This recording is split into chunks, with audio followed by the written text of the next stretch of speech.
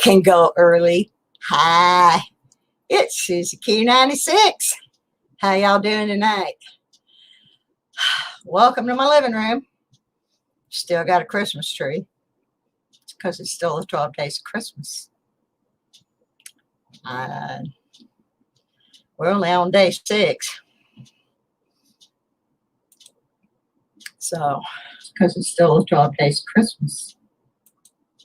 All right, I had to get all my little stuff set up. I think we're rolling now. Yeah, I do. I think we're rolling. We'll see when people's names start showing up on the night bot. Then we know we're officially rolling. Anyway, good evening, boys and girls, cats and kittens, pups and pooches. It's been a day here at the house. It has. Let me tell you, I do not like dealing with bureaucrats, particularly things like insurance companies and credit card companies, all those kind of things. Having a problem here with my night bot again. Hang on. Let me restart the night bot. He's not happy. Anyway, I spent a good portion of the day on the telephone with my health insurance people because I haven't been able to get my medications because they're treating me like I have never been jumped through all their hoops before. And believe me, I have jumped through all their hoops, but they cut off of my medications. Didn't want to pay for them because I moved to a different state, even though I have the exact same policy. Hey, everybody, Cherie Ward is here. We didn't get to sing happy birthday to her last night because she didn't show up, but she's here now. So happy birthday to Cherie. We love you, girl. Thanks for being here. This is a combination show tonight. We have my Sweepin the Dirt metal detecting show. We have some Susie on her soapbox. We've got some 12 days of Christmas. We just got all kinds of stuff.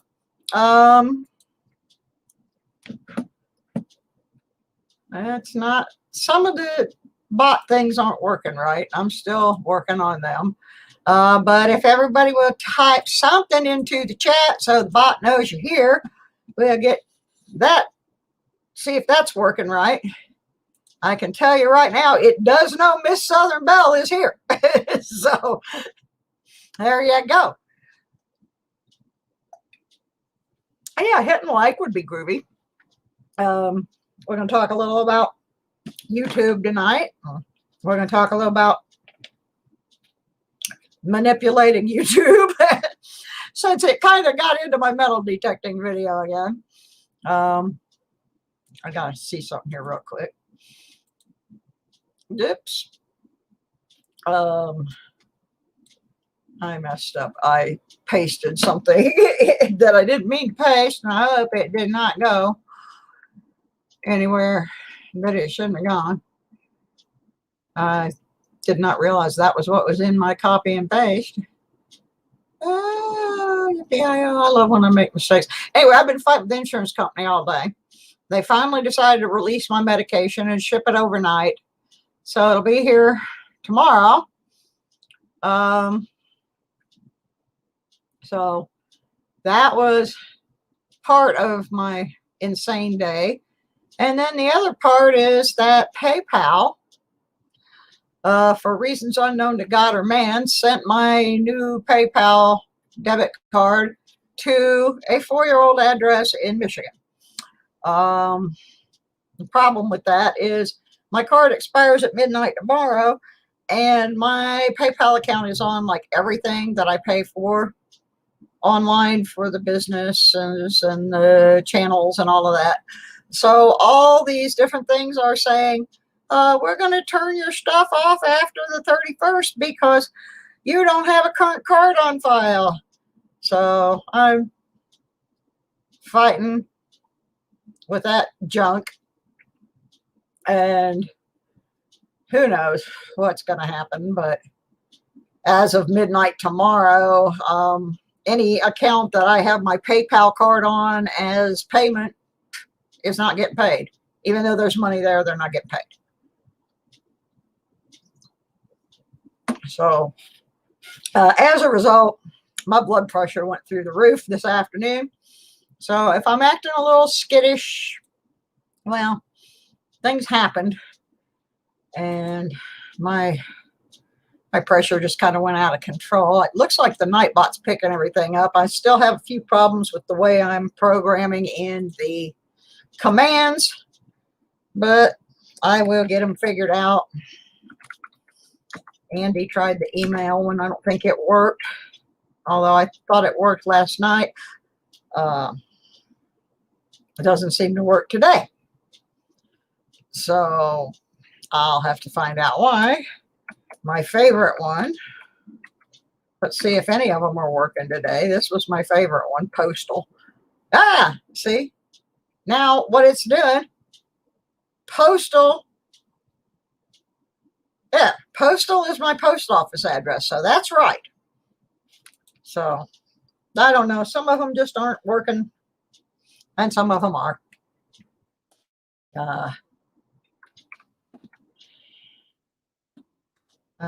And some of them I can't remember if it's, you know. Anyway, I'm working on it, guys. Yeah, see, that one worked. Got the streams, the PO box commands working. You know, the postal one. I like that one. This is the one we were having a problem with last night. And I don't know if I fixed it.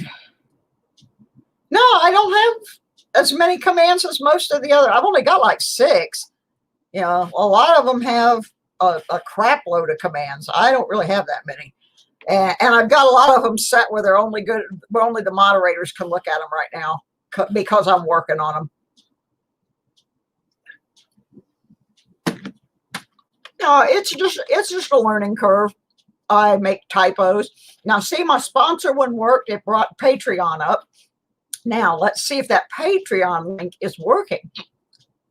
That was the issue last night. Oh,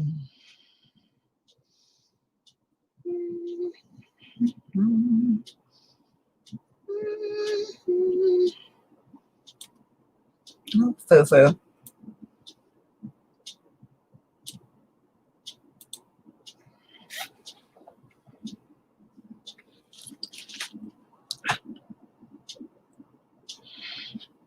Yeah, okay. That worked. It went to my Patreon. So I got that one fixed. Fixed, broke another one, I guess, is what happened. So it's just, yeah, it's just a learning curve. So anyway, I did not prepare a metal detecting show tonight because I got wrapped up in doing all that other stuff. Yeah, but I did. Cherie was one of my mods, actually, when I first started, but she really doesn't have a lot of time. If she wants to be a mod again, I'll certainly make her a mod again. That's not a problem. I think she was like my first or second mod, but then she started putting more and more time into her own channel and things, and so anyway, you know, if she wants to be a mod again, I will be happy to make her one. I like my Cherie Wood. Let me go over here, and I have somehow done it again. I don't know how I do some of this stuff. I just mess up when I'm flustered, and today was one of those days. I did a metal detecting video premiere this morning and almost slept through my own premiere. And then some people took offense to the fact that I included, it's all old footage, and I included a rant about an incident that happened earlier in the year. And that people are still talking about it, and they're still talking about the guy, and people don't always trust him. And so I went ahead and left it in, and I have caught a little bit of grief for leaving that in. And in hindsight, I probably should have put the link to the video that fully explained the situation, and I didn't. So that left to some confusion, but I really didn't want to dwell on that situation.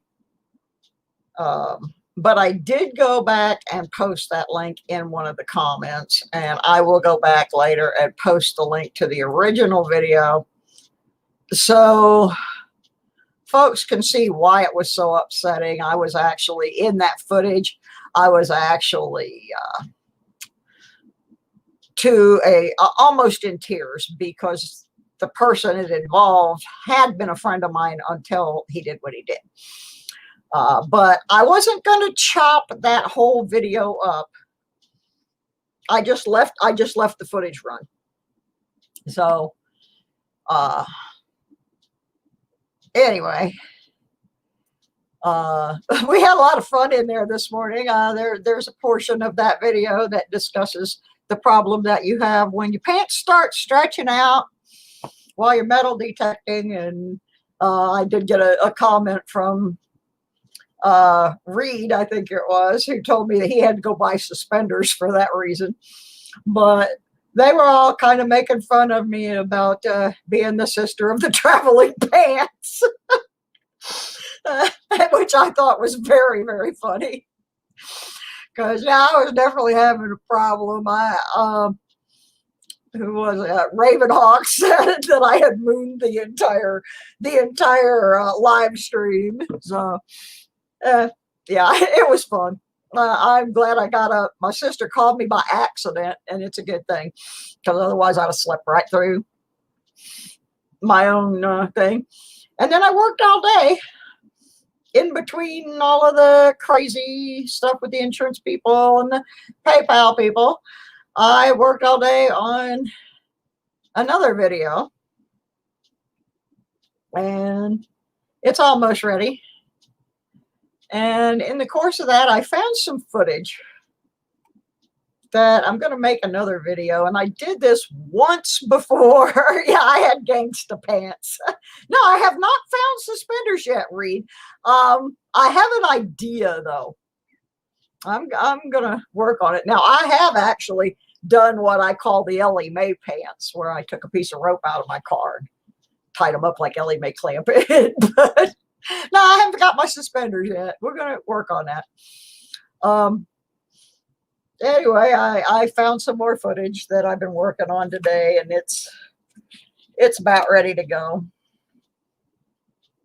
And what's really funny is the one that I did one,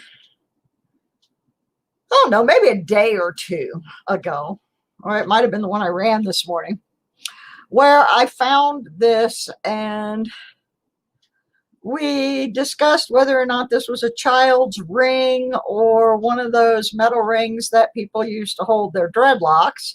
And my comment on that was that if you can wear it as a ring, it's a ring and it counts. So I was doing the video again today. I was working on one, and sure enough, in that video is this.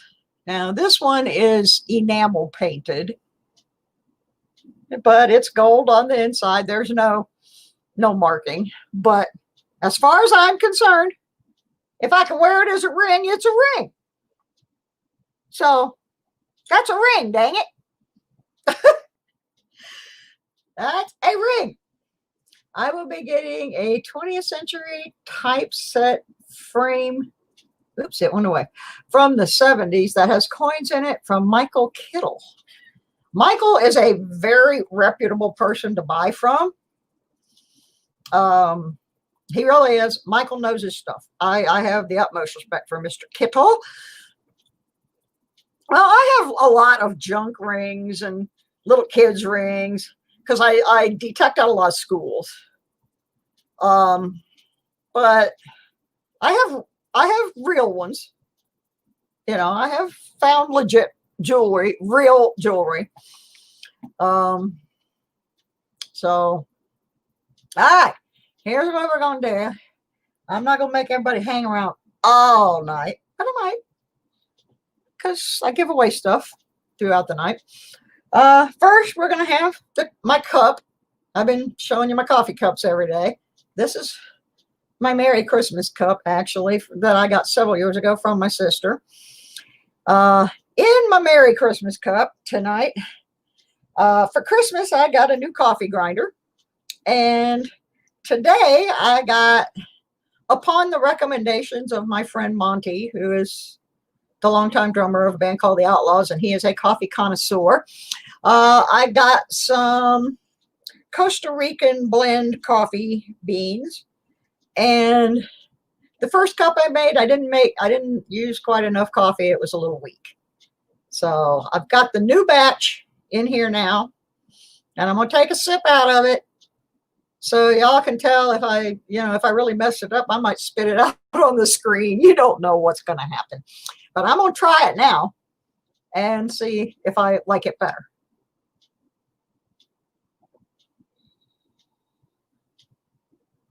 Oh, yeah. I wanted something that was like a medium roast, mellow. I didn't want like, boy, this is good. Good stuff. So thank you, Monty, for the recommendation. I was glad coffee came in my mail. It was the high point of the day. All right.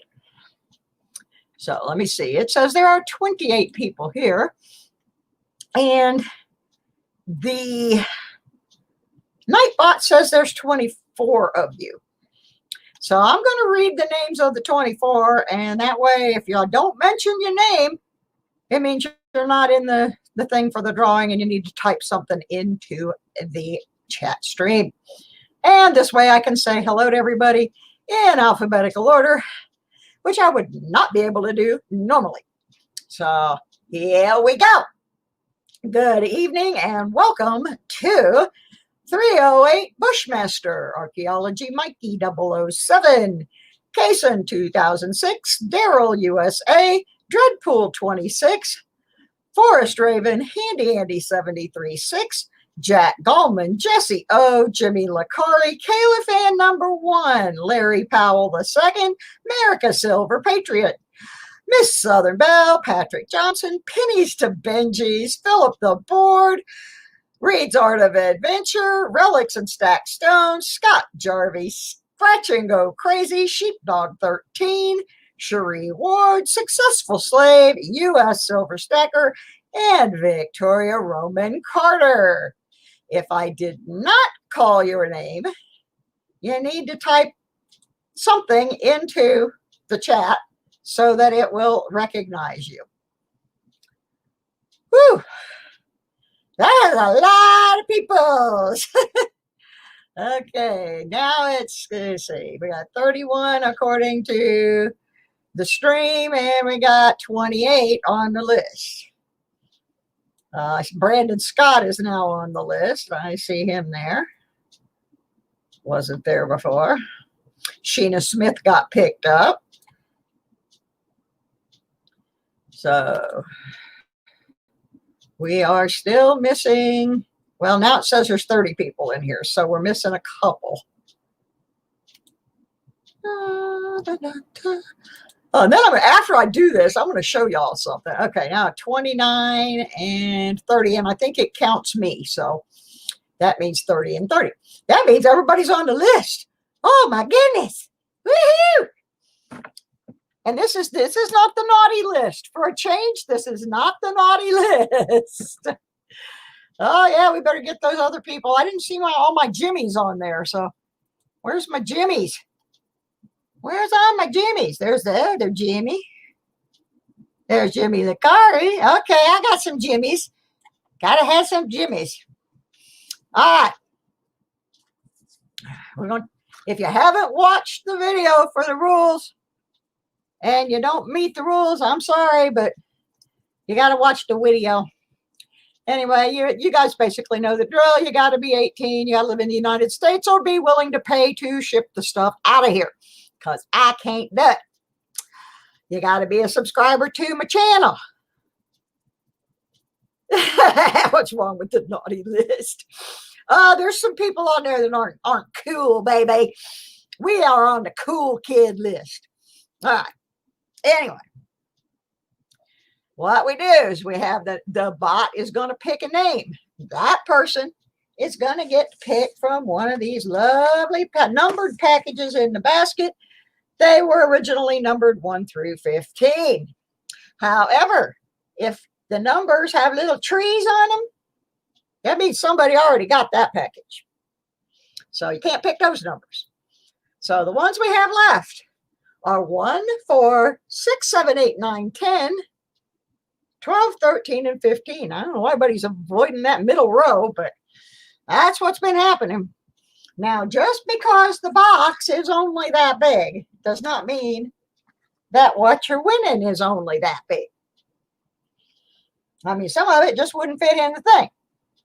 Now, after the 12 days are over, the next day is the Epiphany. And we have a package going here for the Epiphany. And all of the leftover packages will also be going to the Epiphany.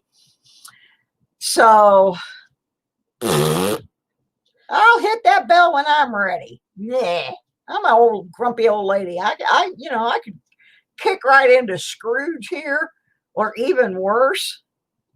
Don't push it. Anyway, so that's what's left. Get the numbers in your head. Packages are ready. And I'm going to go over here, make sure we got a decent count. Says there's 35 people in the stream. There's 32 on this list. That means some people are tardy and have not posted since they came into the room. So you're going to make me read this whole daggone list again? But you know what? I'm going to. I'm going to start at the bottom and work my way up. Victoria Roman Carter, U.S. Silver Stacker, the Silver Cooters, the other Jimmy, Successful Slave, Cherie Ward, Sheepdog 13, Sheena Smith, Scratch and Go Crazy, Scott Jarvie, Relic and Stack Stone, Reed's Art of Adventure, Philip the Board, Pennies to Benji's, Patrick Johnson, Miss Southern Belle, America Silver Patriot, Larry Powell II, Kelly Ray, hi Kelly, Kayla Fed #1, Jimmy Licari, Jesse O, Jack Gallman, Handy Andy 73.6, Forrest Raven, Edward Scott, Dreadpool 26, Daryl USA, Daniel D'Ambrosio, hi, Kaysen 2006, Brandon Scott, Archaeology Mikey, and 308 Bushmaster. Okay, there's still 3 people that are not there. So if you have not typed something in, let me see if that just picked Shane up. Shane just came in. Yep, just pick Shane up. But I'm not going to wait all night. If you have not put something in the chat and your name isn't on the list, I can't help you, baby. Because Santa ain't going to sit here and check his list 27 times. And I don't have to either. So, all right. Last chance. I'm about ready to hit the button. And when I hit it, this isn't like that other wheel thing where it shows you all the names and everything. When I put that thing up there and hit that, I mean, it gives me a name right now. So, and you got 3 minutes from the time that I picked the name to show your face in the stream, because you got to be here to win. So let's get it up here. It says there's 36, and over here it says 34. So either somebody just doesn't want to win or whatever. So I'm going to hit this thing here, and I'm going to count off 5, 4, 3, 2. Hit it. Victoria Roman Carter. Claim your prize, Victoria. Are you with me, girl? Are you with me, Victoria? Please still be in the stream. Yay! There's Victoria. Woohoo! All right, whoops. That tree fell. Somebody cut that tree down already anyway. All right, pick your poison, baby girl.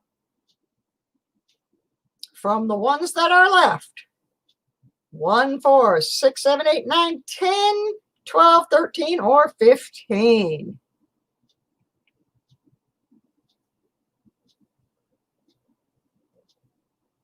It doesn't matter if you're subbed. I put that in there, but I'd prefer you be subbed and support my channel. You do come in. Victoria wants number 8. Okay, I'm going to take that off of there so I can mark a tree on there and get package number 8. Now, some of the packages do have metal detecting related items. If you get one of those and you're not into metal detecting, let me know and I will let you switch for something different. So let me know, Victoria, if you will take either prize or you only want a coin related prize.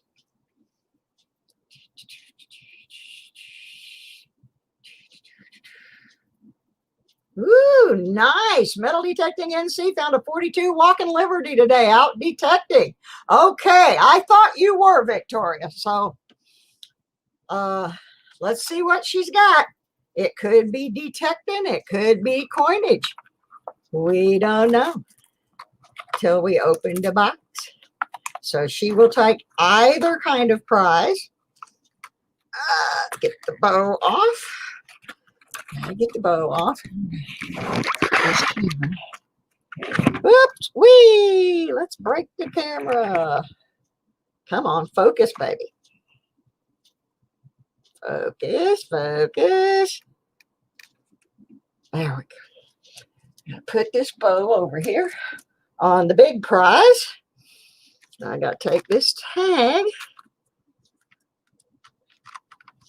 off and put it with her prize. And let's see what is in the box. Oops. All right. Looks like we got coinage. Whoa, I got to fix this camera. Sorry, folks. I have those kind of days, you know. All right, let's get the scope up here so we can see what these coins are that are going over to Miss Victoria Roman Carter's house. Okay, whoops, that one came out of its little slippy. There's 4 coins here, I believe. We have a mess because I don't have the mic set up the right way. There we go. Now I can see what I am doing. This is a new penny from Great Britain. There's Ms. Elizabeth the Queen. I didn't see a year on there. Of course, I don't know where I'm looking either. I am not. A new pence. A new pence. New pence. Okay, well, we got a new pence.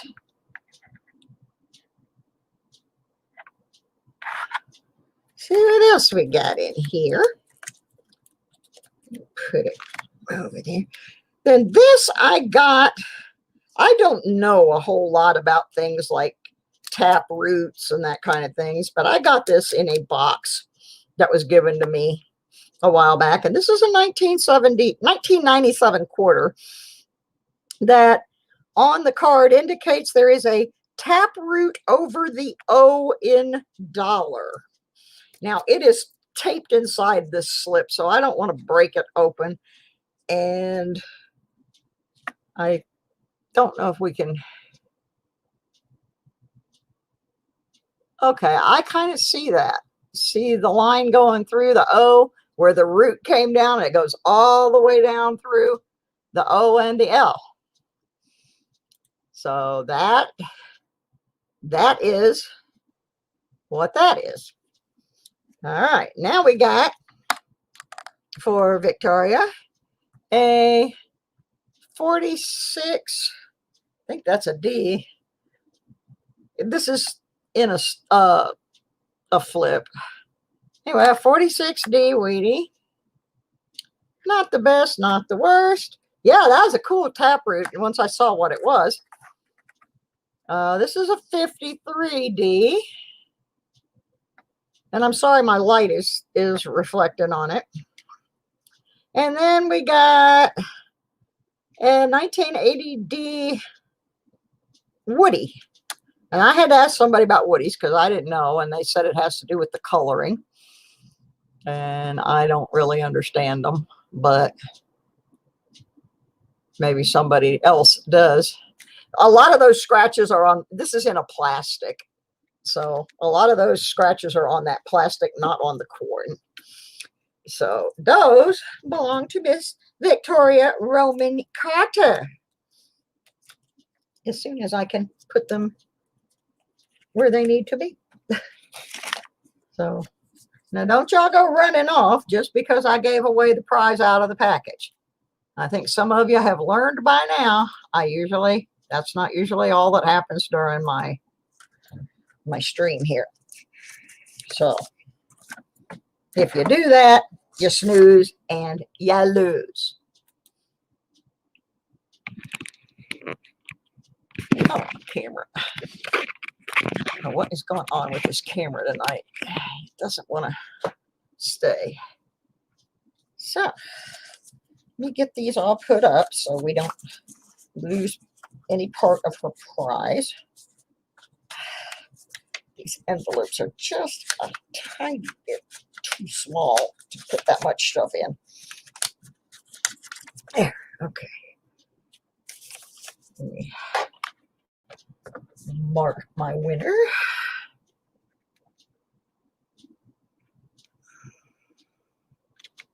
If I don't stop and do all this and I push it off to the side, I'm afraid something will happen. So you just got to bear with the old lady while she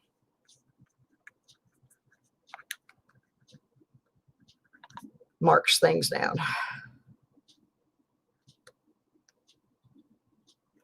Okay, so put that in the box to mail out.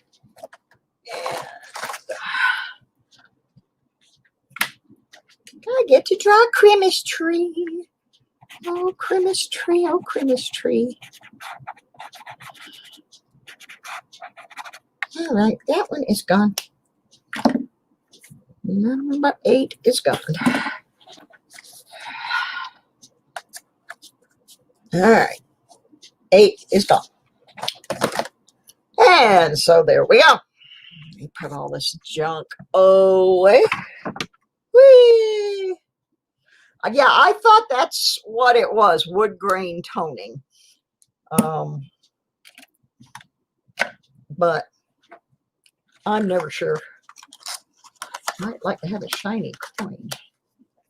All right, put that away.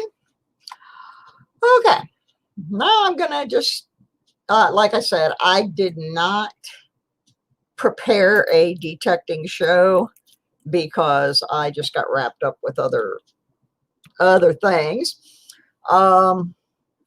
But yesterday I was watching live stream, and Indiana Tones was out wandering around in the woods in New York, and he found a ring, a signet ring. I'm waiting for it. He was gonna test that and let us know if it's got any actual metallic value to it, if you know what I mean.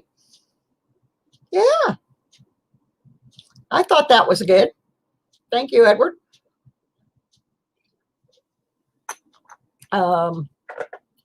Oops. Speaking of which, I did not get it into the envelope. Secure that twopence. There we go. That's better.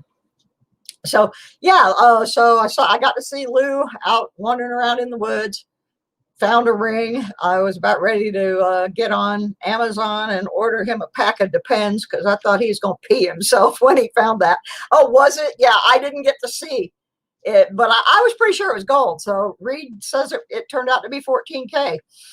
It was cool. Then it's funny because I went over to comment on that, and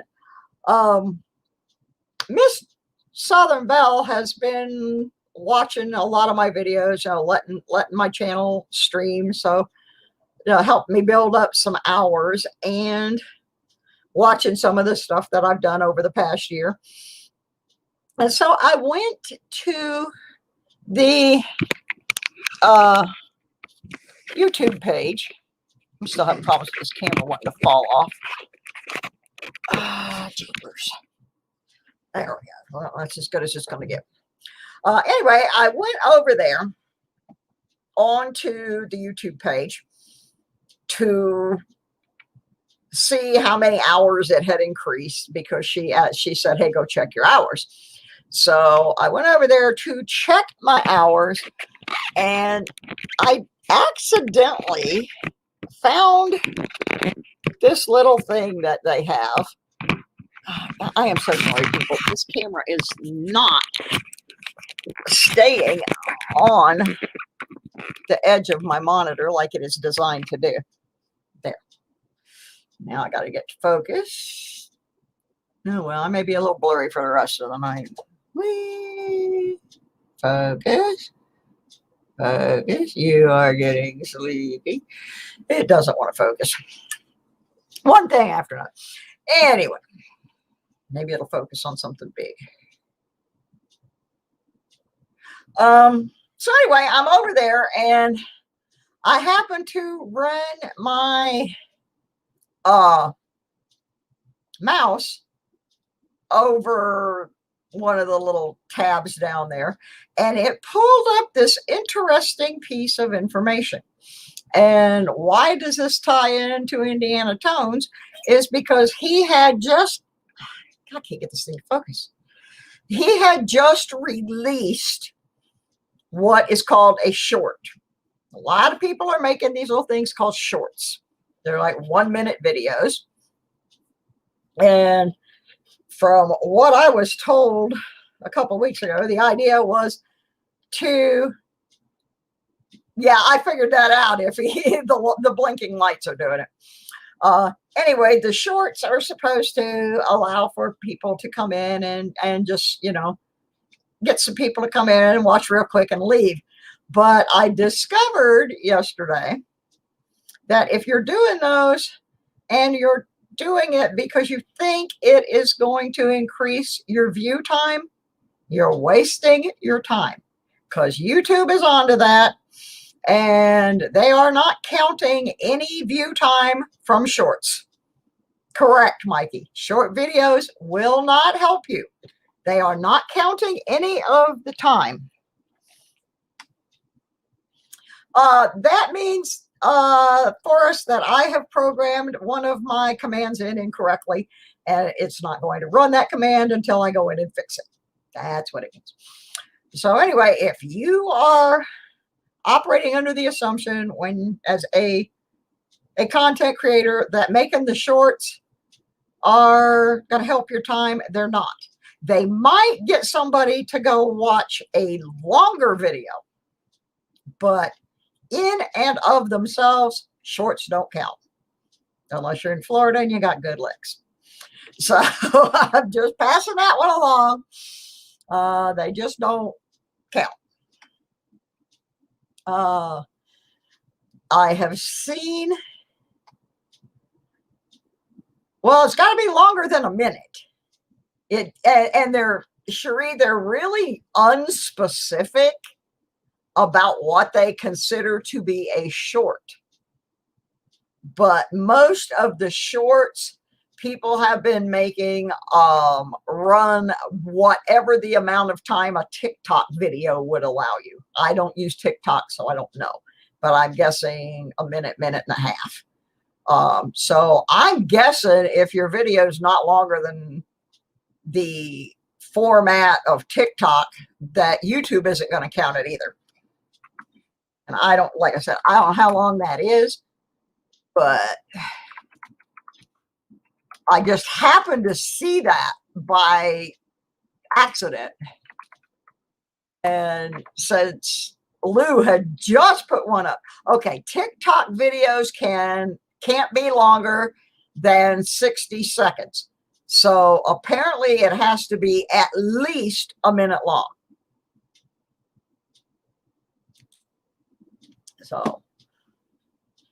So I think the idea was people were making the shorts so they could throw them over on TikTok and kind of use them as a commercial and then, you know, throw them up on YouTube as well. But I have never been on TikTok, and so yeah. Some people will not even watch the shorts. Other people, that's all they will watch. Some people will watch the short and say, hey, that was cool. I want to go watch the whole video, which I'm sure happened yesterday with Lou's, because his short was about finding the ring. And so anyway, I'm just passing that on because I happened to see it. Now, I'm nowhere close to monetization. I have 704 people on my stream, and I'm a little over halfway on the hours. So, and a lot of that happened this last couple of weeks. I've been doing a lot more content, and I've had people that actually will sit down and run the content and watch it, and that has been tremendously helpful. Thank you, Miss Southern Belle. So yeah, shorts can't be longer than a minute because they're really made for the TikTok thing, but they don't count them. Yeah, YouTube doesn't count them. So if you're doing them thinking that you're getting hours by doing them, you're not.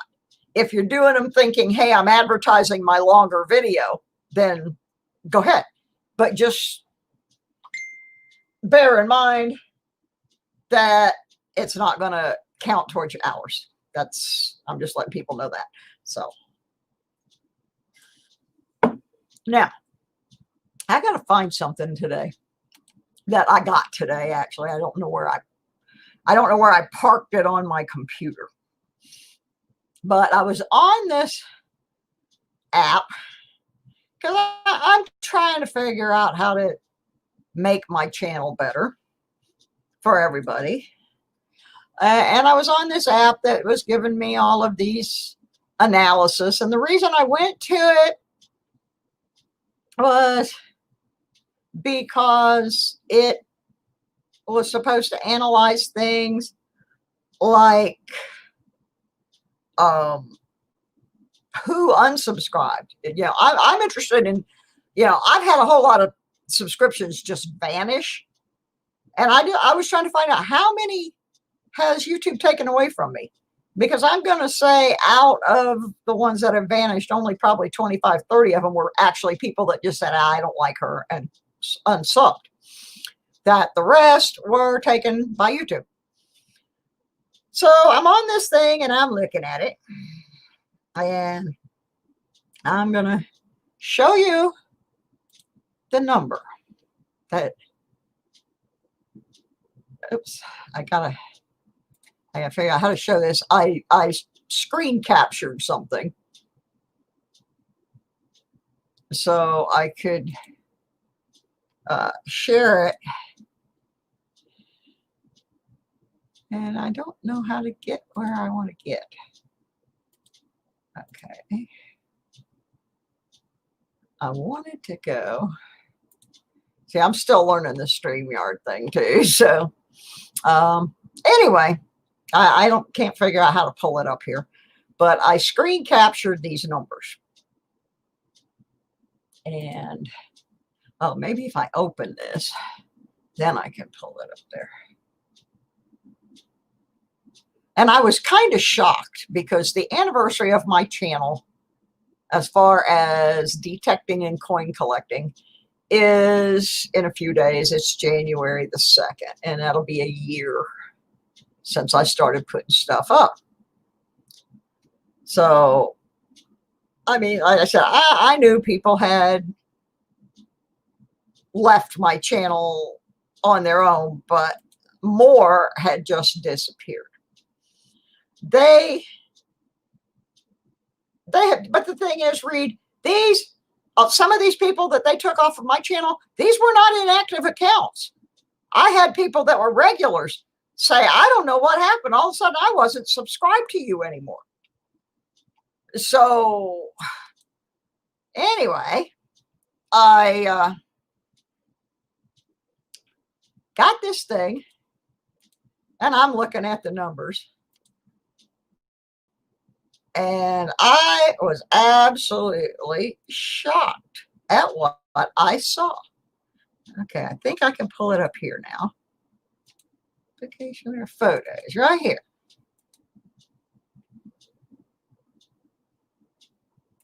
This is the numbers for my channel. I have 703 subscribers.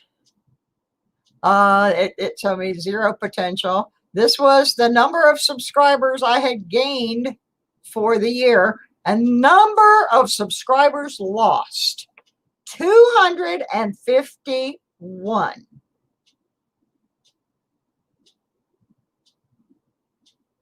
Now, I know I did not piss off 251 people. So if you take that 251 and you add it to my 703, I would have almost been, I'd have been right there, 948. I'd have almost been at the point of monetization. So, you know, I just don't know. But that really shocked me. I knew they were taking people away. But to have lost that many, and like I said, I've had people tell me, oh my gosh, I was subscribed to you, and all of a sudden I wondered, why am I not getting any notifications from Susie? And they came and looked, and they weren't even subscribed to me anymore. But yeah, Kelly, 250 of them? Come on. Yeah, I understand 10, 12. I don't have that many people that come to my channel and don't watch anything, because I don't do a lot of that sub for sub thing. Yeah, most of the people that come to my channel, they come because I'm giving something away, and they post and they participate. And then there's the metal detecting people. They come and they watch the videos, and they come to the premieres, and they post and they comment.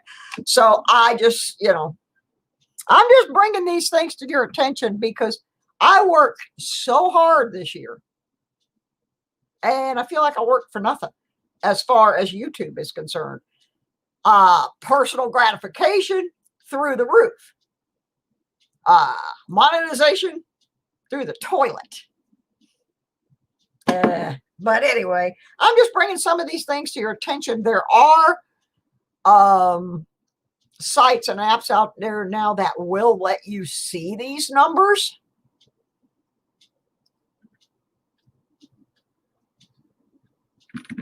Okay, I'm lost. Someone else guessed the same number, and you said you were both sending us something. I'm confused what you mean there, Billy.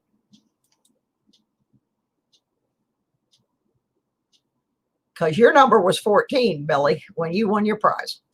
Because what I do is I mark them on the back of the things here.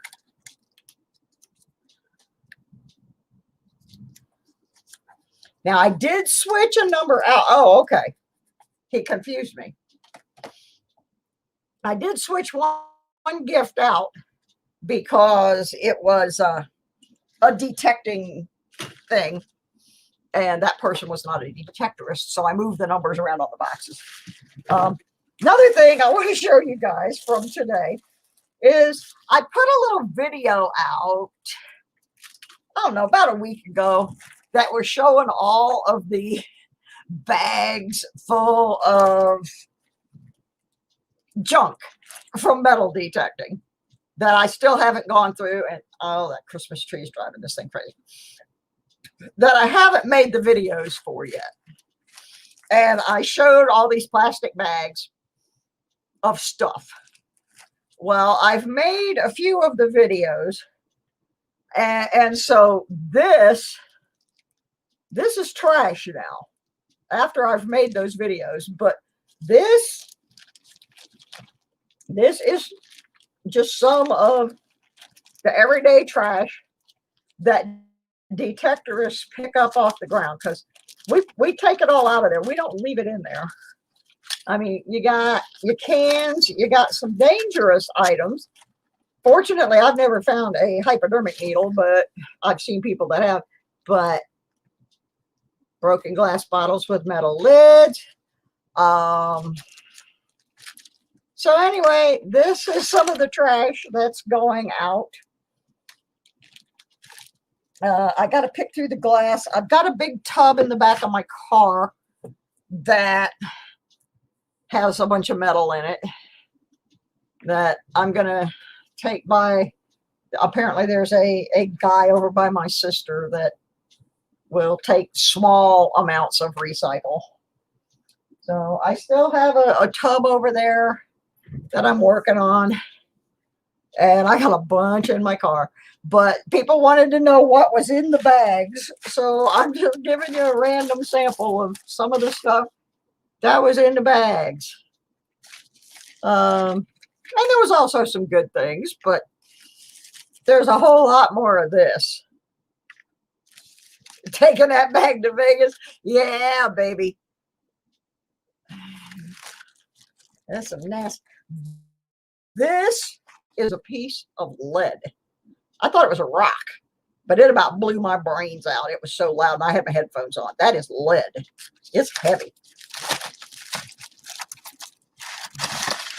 There's another one that screamed my headphones.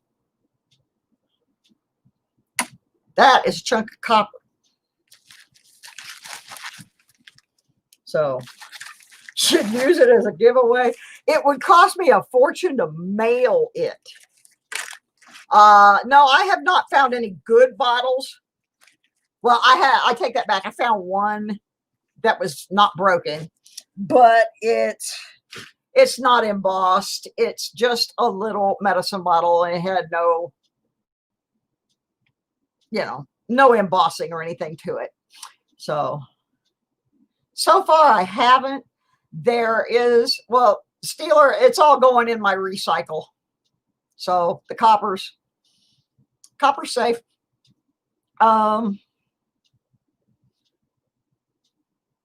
There's a site that I have not been able to metal detect. I was going to do it this fall, and then I fell and bunched up my ribs.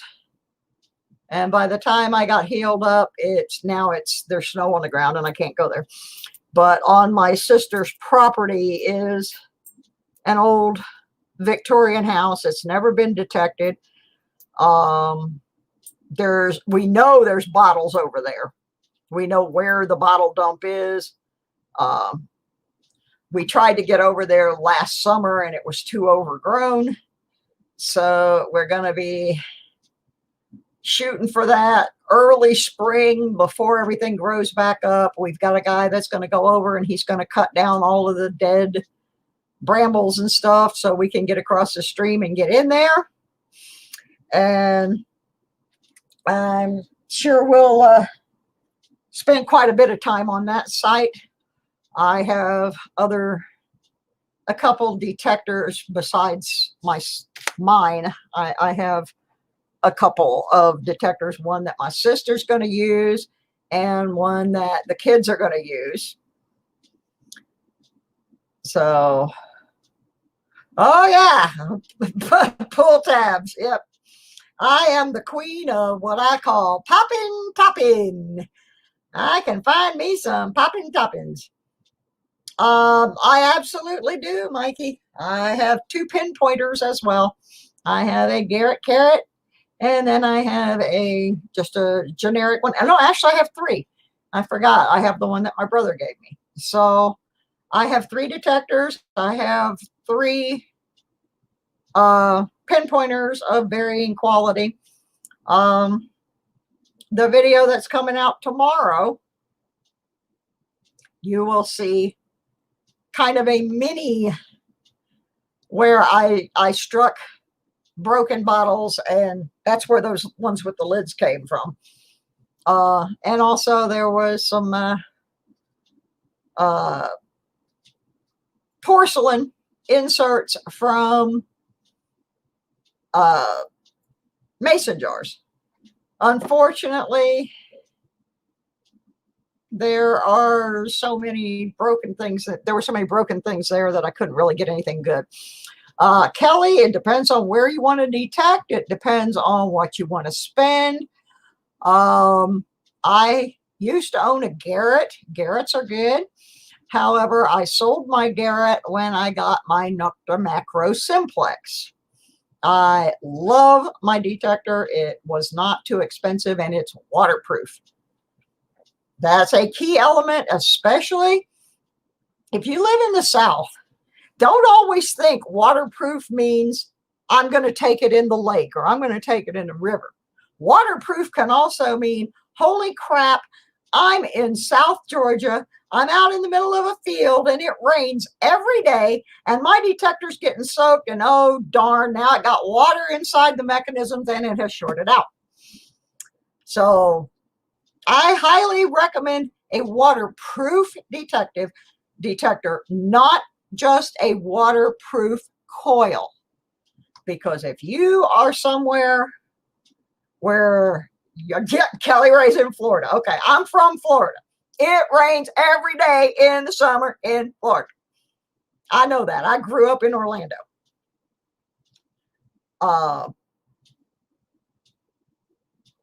That rain is torrential.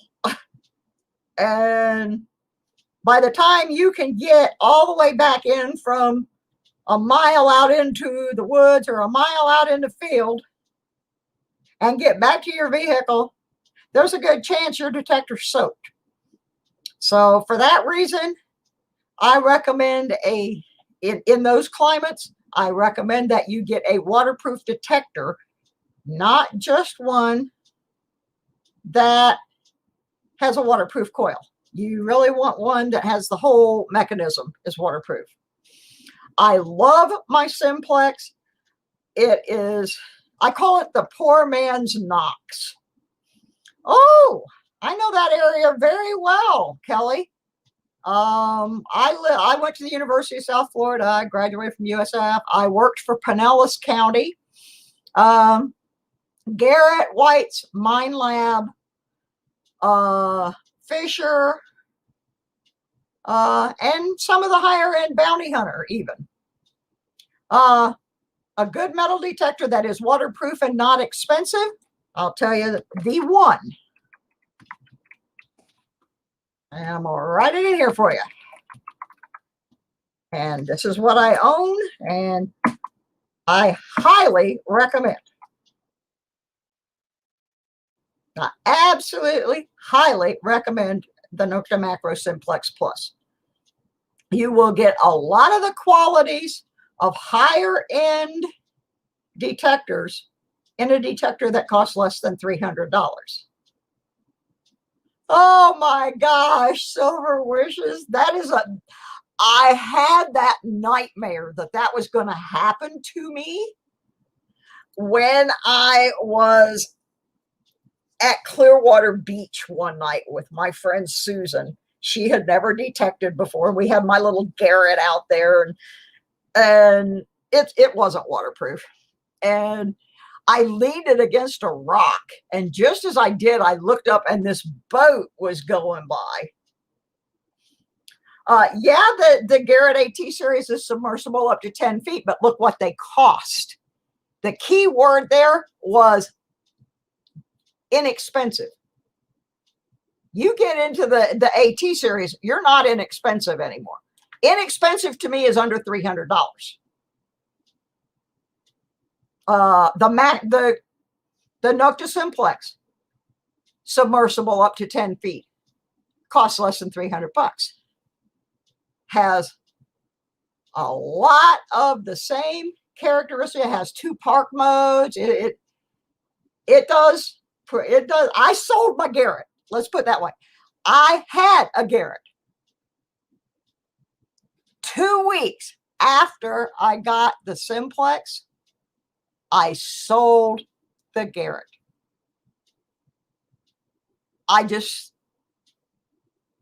Yeah. AT series is like a mortgage. Thank you. Unless you are going to be a professional and go out there every single day slamming it for hours and hours, like people like Aqua Chigger, Gigmaster, Nugget Noggin, Park Rat Pat, Metal Detecting NYC. If you're going to do it every day, you want to spend the high-end money and get the best thing there is. But if you are going to go out and you're going to detect, maybe on the weekend, you're going to go down to the tot lot, or the family's going down to the lake and you want to do the little beach there. Yeah, Calico does. And I happen to be a Calico affiliate.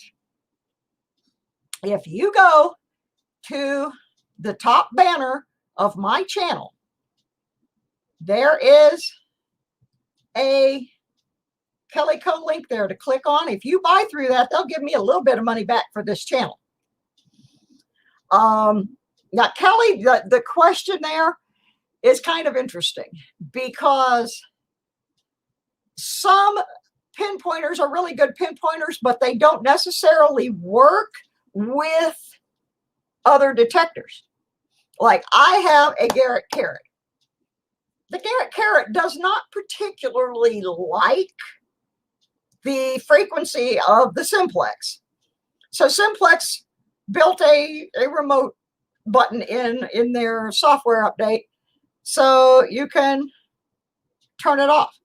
Now, this isn't about your pinpointer making sound, Mikey. This is about your detector picking up the frequency of your pinpointer and causing your detector to feedback. And I have a video up that I put up not too long ago where mine sounded like a machine gun. I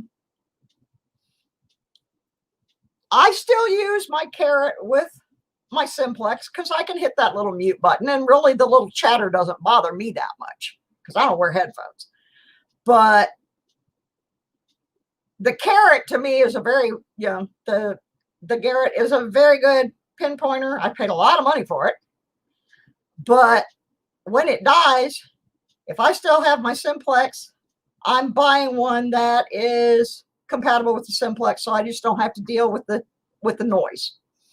But I will tell you, don't buy the cheap $29 pinpointer off the internet. The Chinese knockoffs. I bought one when I first started because that was all the money I had. And it worked okay for the bit, but they don't last. And they'll say they're waterproof and they're not, and they just don't last. Mud Swat says, first machine was a bounty hunter. Let me tell you, that was a fail. Now, here's interesting. My first detector was probably the cheapest bounty hunter you can buy. It was a bounty hunter gold digger. Right now, you can pick them up for like 49 bucks. They are a no frills detector. There's no different modes. There's no VDI numbers. There's nothing. If it makes a noise, you dig the hole. Now, I still have that detector, and the reason is I let kids use it. Today's winner was Victoria Roman Carter, Billy. Anyway, I let the kids use it, and truth be told, the third week I had it, I was in Florida for the memorial service for my friend Tommy. And I was at the hotel. I took this thing over to a little park around the corner because I needed to clear my head. I was really upset, you know, that Tommy had passed away. And I took this little bounty hunter gold digger, $49 detector, over to the park, and I dug up a gold ring. So there you go. I still have that bounty hunter. I also have another really off-the-wall machine that was made by Bounty Hunter, from what I understand, that belonged to my brother. The one I sold was my Garrett because I don't like it. After I liked it okay, but then after I got the Simplex, it was a whole different animal. And yeah. It found stuff, but never get a silver with it. It took another year and $1,000 when I got my MPX to find silver. Well, I did find silver with my bounty hunter. I found a Canadian silver dime in a schoolyard, and I don't know why it was there, but it was. Also found with my bounty hunter. Why do you think you upset somebody, Dreadpool? I must have missed something here. What did Dreadpool supposedly do to upset people? I must have missed something. Oh, are we talking about the silver nitrate thing? I don't know what happened there. Well, not you know, I've been running your link on my live stream. Thank you, Pammy Jones. How you doing, sweetheart? I love my Pammy Jones. I watched part of your stuff, your everything must go liquidation, but I was beat. And it hurts. It hurts when I watch auctions and I have no money. Guys, I'm going to go in my bedroom and get something. I want to show it to you. So you're going to be looking at my Christmas tree for a minute. But I want to show you a pinpointer that, you know, we're talking about all these old things. I want to go get this pinpointer and bring it back.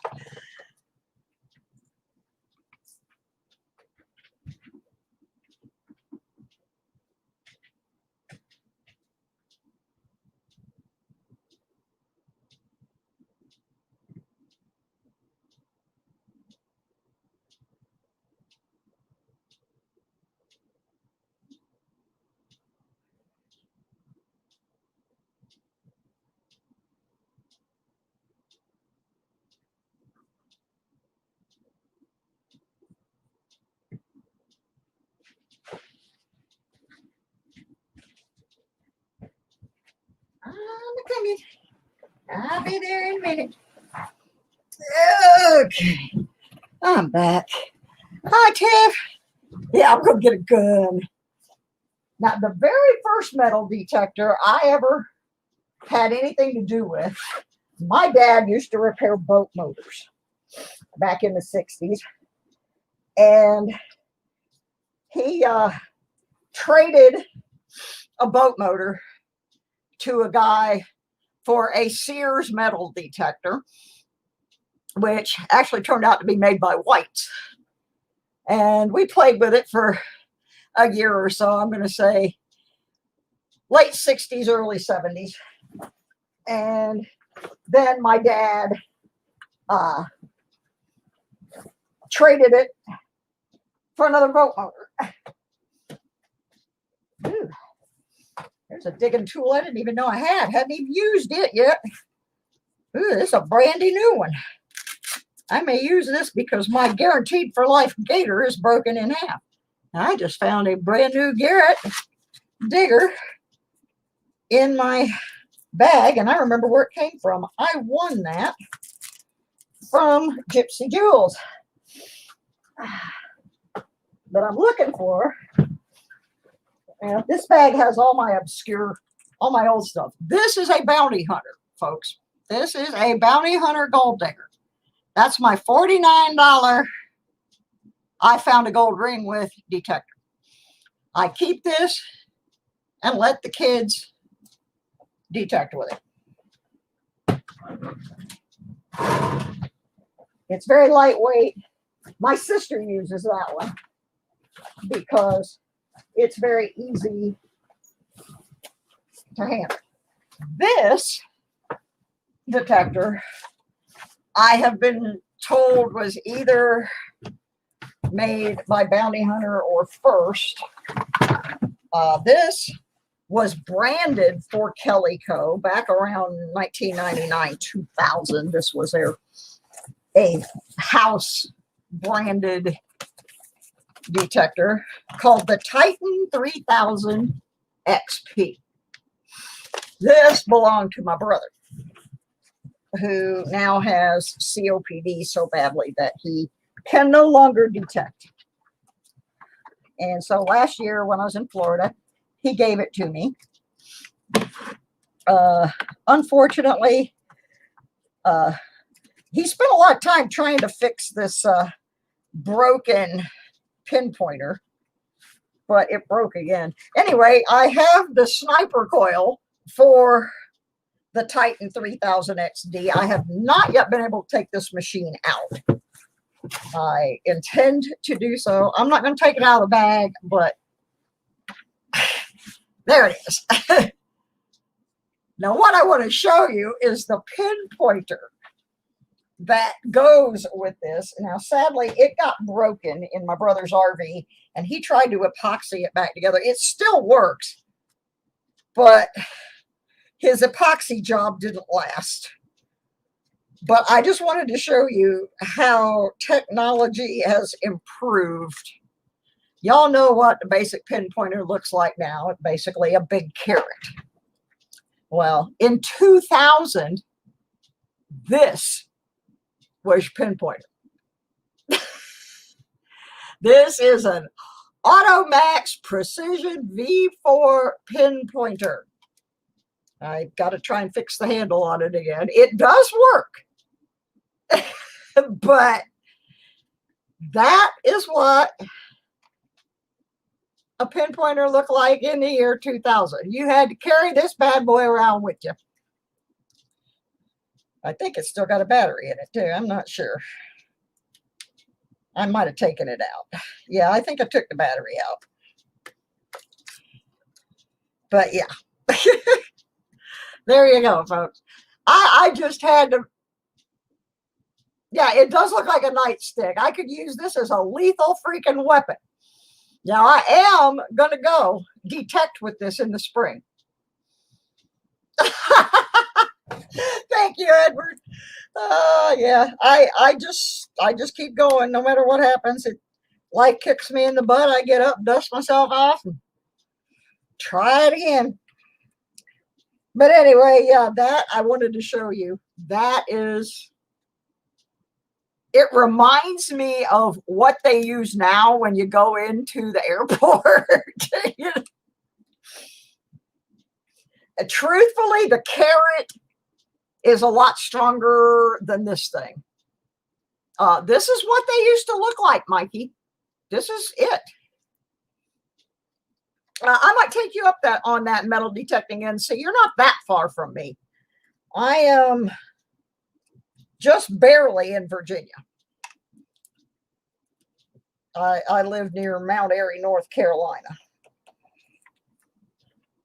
But yeah, that's what, you go back and you look at the old ones, That's pretty much. Mud Swat says that was his first pen pointer. Still have one. Still works. Now, what happened to this one? I think what happened is my brother was loading it in his motorhome, and the door came down and hit the handle and broke the handle. But my brother got all this stuff from Calico. And oh, well, thank you so much, Deej. I really appreciate that. I enjoyed your stream last night, Deej, about the script, because my great-grandfather was a coal miner. And they came over from England to America, and he was in Pennsylvania for a little bit and got into one of those script things. And fortunately, family members came over, and they all pooled their money, and they went over to Illinois, and they bought their own coal mine, a very small one. But they were lucky. They were providing coal to the Rock Island Arsenal during the Civil War. So a lot of what you were talking about, I related to very well. And I really enjoyed you explaining to people what that was all about. So anyway, I wanted to show you all this. I have used it once. I took the Titan 3000 and this and went out and detected my brother's front yard when I was in Florida, when he gave it to me. And then I went back over the same section of his yard with my simplex. And let's just say that the Titan 3000, it did okay. But the simplex with 20-year later technology obviously blew the doors off of it. I just wanted to share some of this stuff with you guys. These are perfectly fine beginner machines. I keep them. Like I said, my sister does not like I have shoe glue too, or shoe goo. My sister does not like trying to figure out the VDI numbers and all that. She just wants something that's going to beep and she'll dig it. So she likes the Bounty Hunter. She actually gave me the Bounty Hunter. So, yeah, here's my carrot box. And what's in the carrot box is not a carrot. This is a knockoff of a carrot that I keep as a spare. I don't recommend buying these knockoffs. It works okay, but doesn't work great. I don't mind letting the kids use it though. See, that's the thing. Before this COVID nightmare started, I would be in parks and of course kids would come up. Oh, there's my hat. I've been looking for my hat. Woohoo! There's my hat. Found my simplex hat. I'm rocking now, boy. Woohoo! Yay! A little tight though. I have no problem letting the kids use stuff and learn. But with COVID, I haven't been able to do that. But I don't mind letting them use the knockoffs. I can still teach them the basics of filling in the holes and all of that. So I kept these two. And like I said, I have grandnieces and nephews that range in age from 10 to 18. So, and I've had kids in the park come up, and just be fascinated with it. And I will let them use these machines where I might not necessarily want them using my simplex, or somebody might not want them using their Knox 800. These, I also don't mind having one in my car as a backup. Because if somebody steals it, it's not like they have gotten my primary machine. So anyway, as you can see, this thing was branded for Calico. It was made by First Texas Products, had a 5-year warranty, which this was like in the year 2000, so I'm pretty sure it's out of warranty now. But anyway, I really enjoy detecting. I did not start it with the idea I was going to get rich. Used to do it with my dad. Oh, I'm still going to give something else away, Mud SWAT, so y'all just hang out for a few more minutes. You didn't miss everything. Yeah, I've been looking for this hat. I don't wear hats, but when I go places where I have to wear my headphones to detect, they won't stay on my head. So I wear a hat. And I put these little adhesive Velcro dots that I could take off and throw away later. I put them on the inside of my headset and stick them to my hat, and then my headset doesn't fall off. So that's why I've been looking for my hat. And apparently when I moved, I stuck it in with the spare detectors. So now I know where my hat is, and I'm real happy about that. I'm actually going to try to go detecting Saturday. It's been cold here and snow on the ground. The snow has finally mostly melted off. And Saturday, even though we have a 30% chance of rain, it's supposed to get in the 60s, the low 60s, but in the 60s. Now, if it's in the 40s, I'll go detect as long as the ground's not frozen. But by the time it melts off all the snow and everything, I should be good to go. Thank you so much, Pammy. I love you, Pammy. I'll try and catch up with you soonly. There are people that do exactly what you just mentioned, Warner.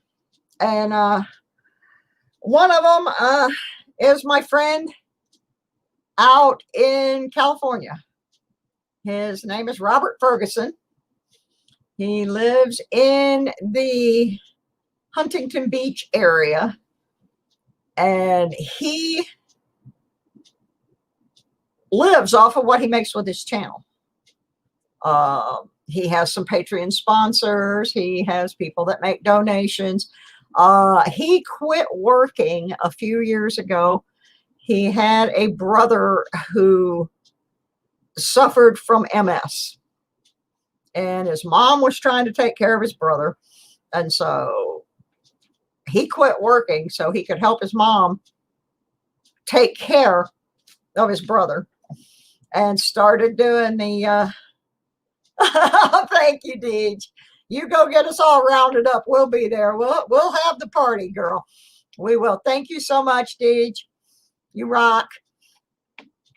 Anyway, he gave up his job and started metal detecting in between taking care of his brother, taking turns with his mom and his sister and different people. And his brother has since passed, but that's what he does. He metal detects. Absolutely, Larry. Mention your giveaway. Do it, do it, do it. If one of my mods would grab the link to Larry's channel, that would be awesome. Anyway, Robert makes a living, but I'm also one of his Patreons. I love Robert. Was in here the other day on one of the Christmas giveaways. Robert showed up. I was so tickled that I put it on at a time where Robert could pop in. He does pop in sometimes and just doesn't say anything. But Robert and I communicate quite a bit. Yes, he has a lot of competition. But what I like about Robert is he's just a normal guy. He's not doing a high production thing. I never worry when I'm watching Robert. If he says he found 3 gold rings, I know Robert found 3 gold rings. Some of these other channels, I don't believe that they can find all that stuff every single time they go out.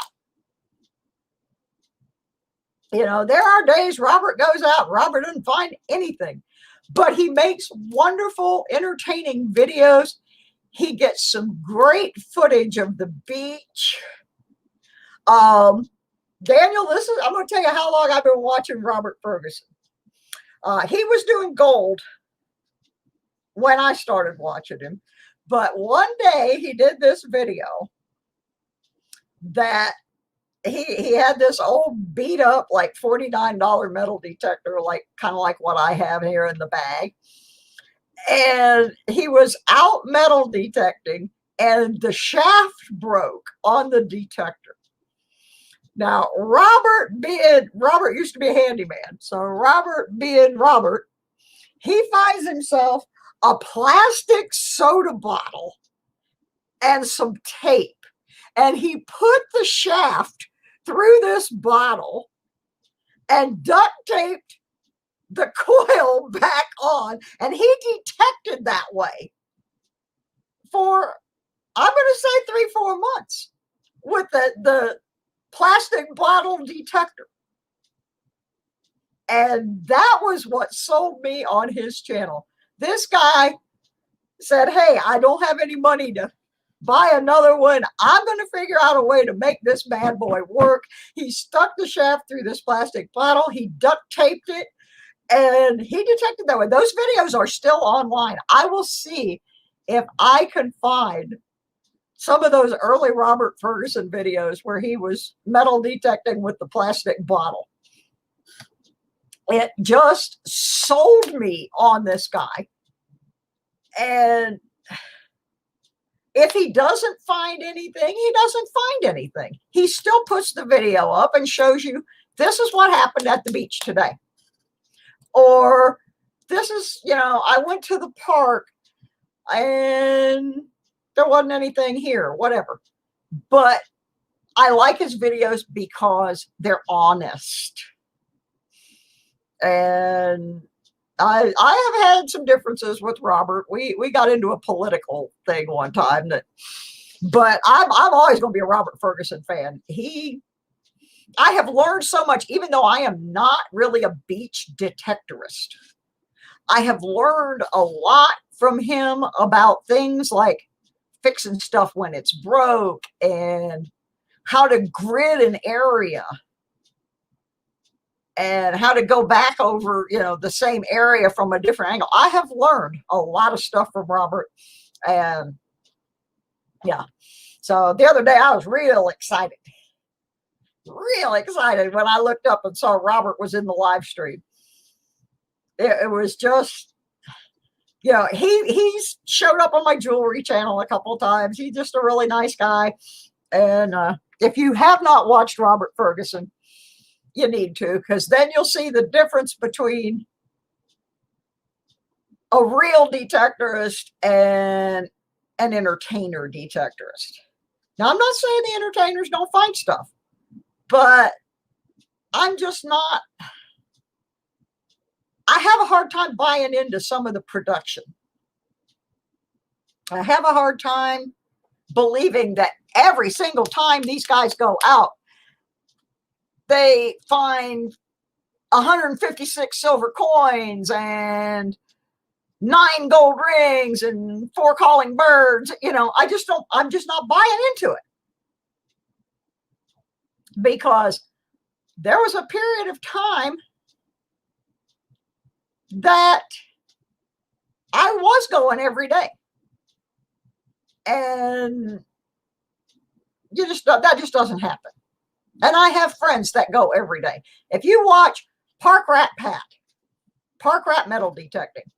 Pat can find an old doorstop and a Zinken look fun.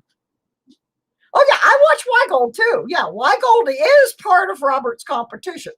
They know each other. I rarely find silver. I have found a couple silver rings. I don't find a lot of old coins, but it's because I didn't have access to places where I would find them.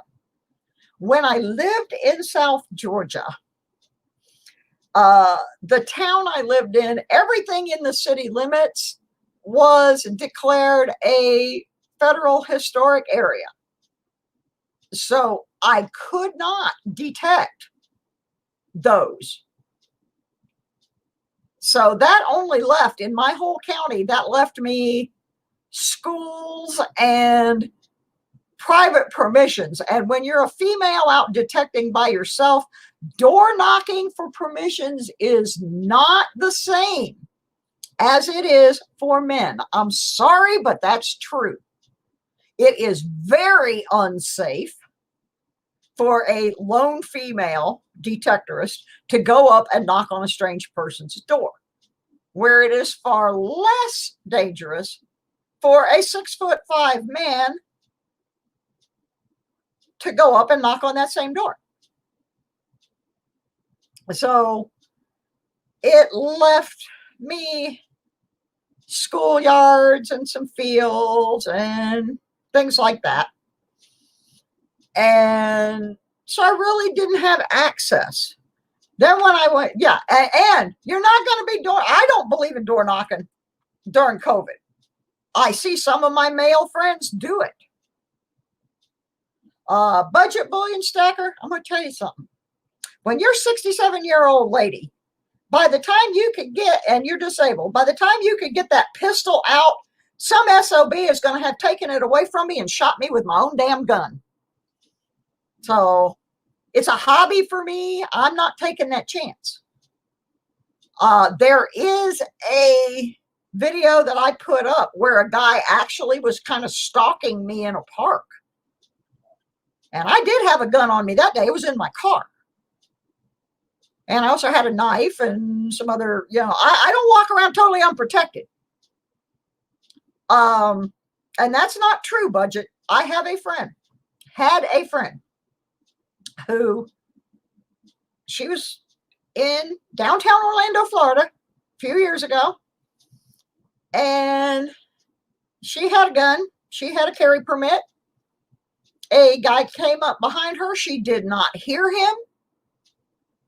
He knocked her to the ground, put his foot across her throat, took her gun, took her purse, her laptop, and shot her and killed her with her own gun.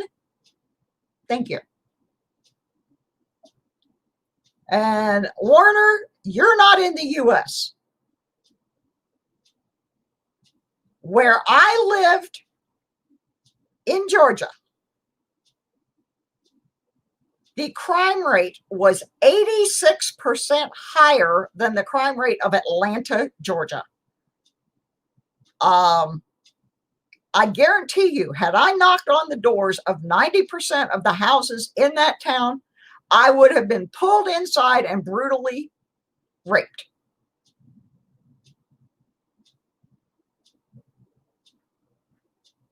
It's just a fact over here. Things are not the same in Europe as they are in the US. They just aren't. I didn't say I don't carry a gun, but Mud SWAT, I lived in Georgia for 2 years. I never found another person in my area who metal detected. 2 years. I got on all kinds of forums. I never found a single person I could go detecting with. I would have loved to have found somebody. Now, I did periodically go down to Florida, and I got to go detecting with the Weedy Boys. I went detecting with Florida Thunder Digging with Rob. But I'm not going to risk my life at age 67 to pursue getting a good rating on a YouTube channel by going up and knocking on some strange person's door in the middle of a pandemic. I'm just not. It's like I said, I have one video where a guy pulled up behind me at a park, and I very casually, I'm not even sure I filled the hole. I think I went back later and filled the hole. I very casually acted like I was just going on about my business, and I turned around and very cautiously walked back to my vehicle, put my things in, got in the car, locked the door, got my gun, put it in my lap, kept that covered on camera, but you know, the point is, and I kept a running commentary going of what this guy was doing until I was able to, I made sure that he was doing something that he could not just immediately jump in the car. He at one point got out and started messing around with some stuff in the back of his car. He had a little trailer back there. And once he was away from his vehicle and he was back there messing with the trailer, that's when I fired up my car and I left. Now, the only reason, this was a very small park, and the only reason he would have had any business in there would be if he was going to use the boat ramp, but he wasn't using the boat ramp. He wasn't fishing. He was definitely stalking me. So I went to another location and detected and came back maybe 30 minutes later. Now, if he had some real business to do in that park, he'd have still been there in 30 minutes, but he was gone. So,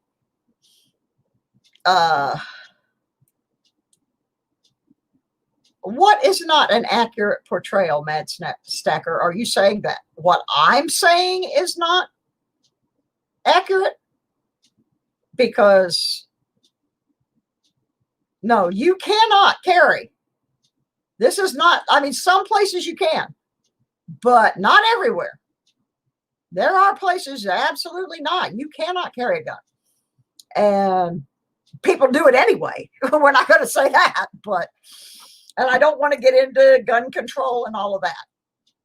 I just want to point out that for me personally, because I don't have necessarily people to detect with,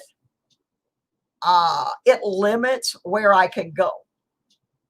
And because of those limits, I don't find the same things that these guys go. This park was actually right in front of a sheriff's office. Yeah, it was right in front of a sheriff's facility. Yeah, our gun laws are not good. So yeah, we should probably get off the gun thing, and I think I'll find something to give away here. Change the whole dadgum mood of things. What do y'all think about that idea? I think in order to do that, everybody needs to have typed something into the bot in the last 15 minutes. Because that's how periodically Mr. Bot reads things. And so let me make sure the bot is botting. He's a botting. But yeah, I've been trying to find people to detect with. And so now I live in Virginia and I got to start all over. But that's okay. My sister introduced me to somebody that owns a restaurant here locally who has given me permission to come to their property in the spring, and also indicated that he has a couple of friends who don't live too far away who are detectorists, and that he would introduce me to them. So when the weather permits me to get back out there, I moved to Kentucky. I'll go with your armed escort. That doesn't mean I won't come to Kentucky, but thank you. I don't plan on moving there. Trying to see what I got here. Looking for something in the box of tricks to give away. I broke my light. Got to get a new bulb for it. It was a clamp-on light, and it got knocked off onto the floor, and I broke the bulb. I mean, I know how to ask for permissions, and I have some permissions here in Virginia.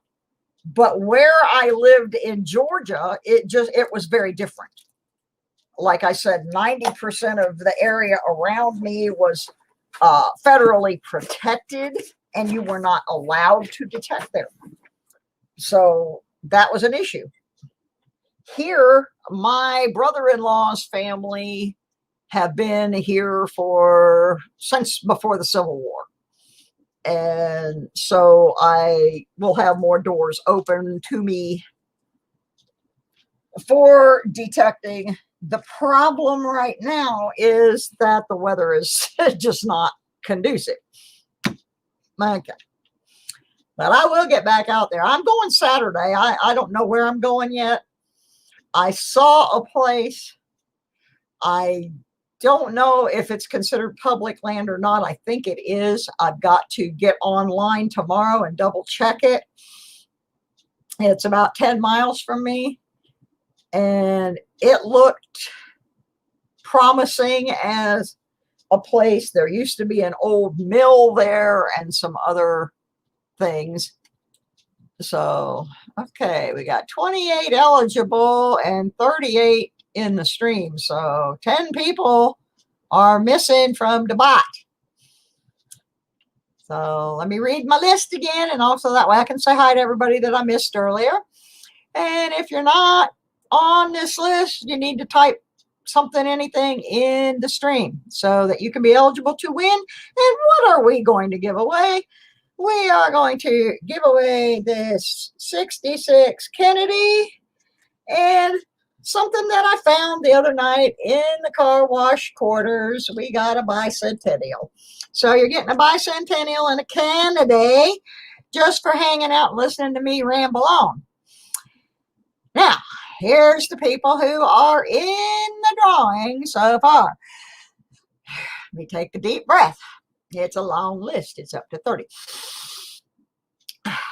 301 Bushmaster, Archaeology, Mikey 007, Billy P, Brandon Scott, Budget Bullion Stacker, Cason 2006, Daniel D'Ambrosio, Daniel Roberts, Daryl USA, Dimebag Darren Lowe, Edward Scott, Elton Jones, Forrest Raven, Jesse O, John Jacobs, Kelly Ray, Larry Powell II, Metal Detecting NC, Michigan Mud Digger, Miss Southern Belle, Mud SWAT, Reed's Art of Adventure, Cherie Ward, Steel Wool Queen, Sublime Mad Dog, The Other Jimmy, TR, US Silver Stacker, Victoria Roaming Carter, Werner X, and I think that's pronounced, where's my silver?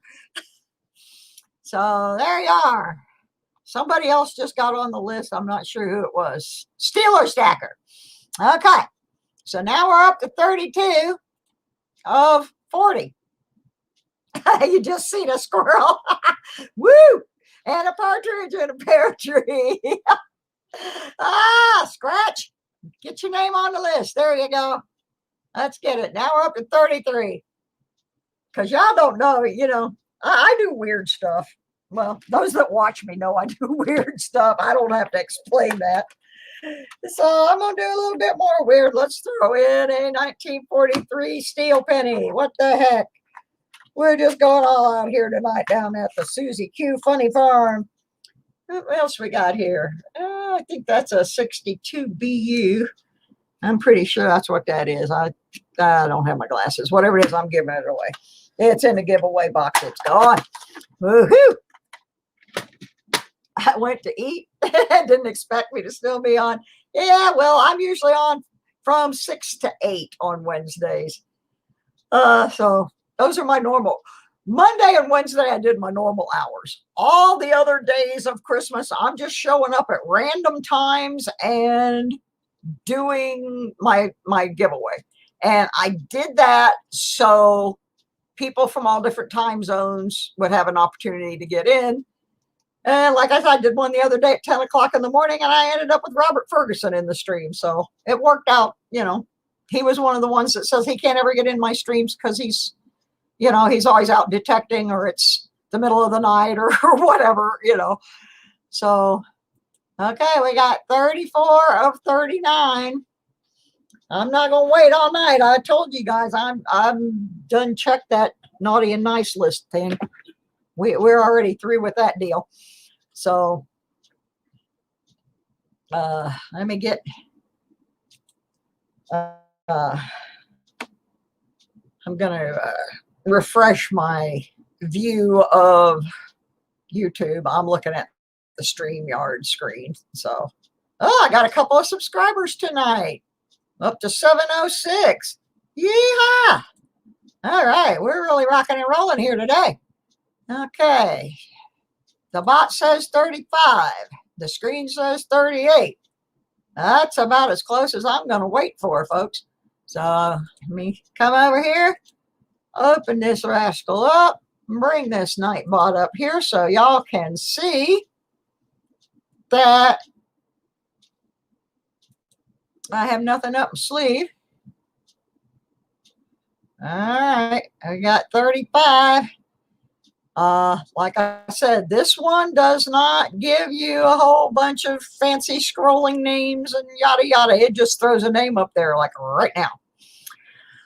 Once I pick the name, you have 3 minutes to claim your prize, or I will pick another name. So I'm going to start with 10, 9, 8, 7, 6, 5, 4, 3, 2, roll it. Daryl, USA.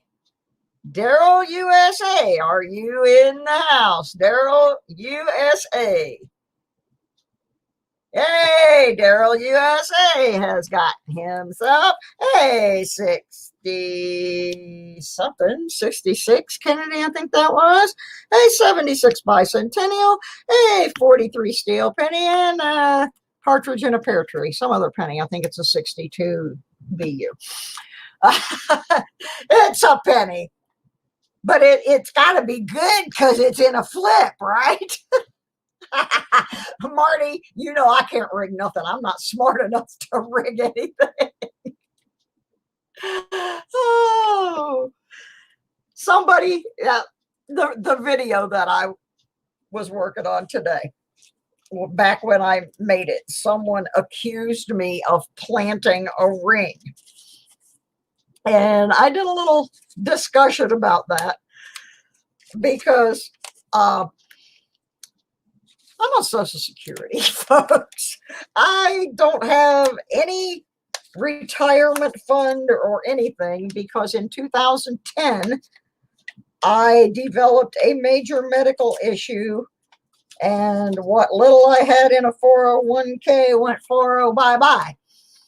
And I did not have health insurance at that time. I was very, very sick. I had 3 major surgeries, and every penny I had was gone.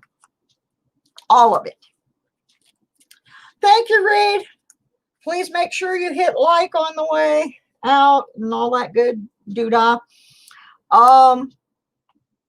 Anyway, I have no backup plan. You know, I don't. Money-wise, I certainly do not have the money to be buying a gold ring and putting it out there so I can say, oh, look, I found this ring. That just is not something that's going to happen. So when you see me go on these rants about that, yeah, that would be me, Cherie. That would be me. My luck, I would plant it and not be able to find it because I didn't remember where I planted it. And for whatever reason, my detector wouldn't pick it up. That would be me. Or I would plant it out on my friend's farm that has so much trash that even a sniper coil would not help, you know? So, no, that's just not going to be happening. The things that I give away, I have won from other channels, or they were donated to my channel for giveaways, or I found them, or whatever.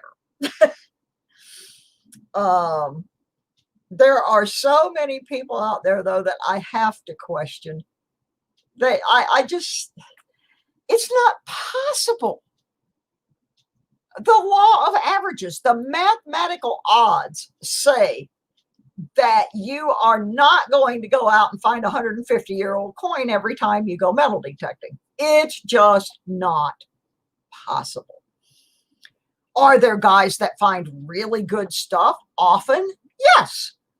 And the reason they find good stuff often is because they have years of experience. They have the top equipment. But even those guys, yeah, you watch guys like Aqua Chigger, watch guys like Nugget Noggin. Those guys been doing this for years. They don't always find the good stuff. If they're finding mass quantities every single day, either one of two things are happening. Number one, they're the luckiest SOB on the planet. Number two, they're planting some of these things. Or number three, they're doing a tremendous editing job on their footage where you are seeing pieces of 15 different hunts combined into one, so it looks like they found it all on one day. I love Bo. Aqua Chigger, he's hysterical.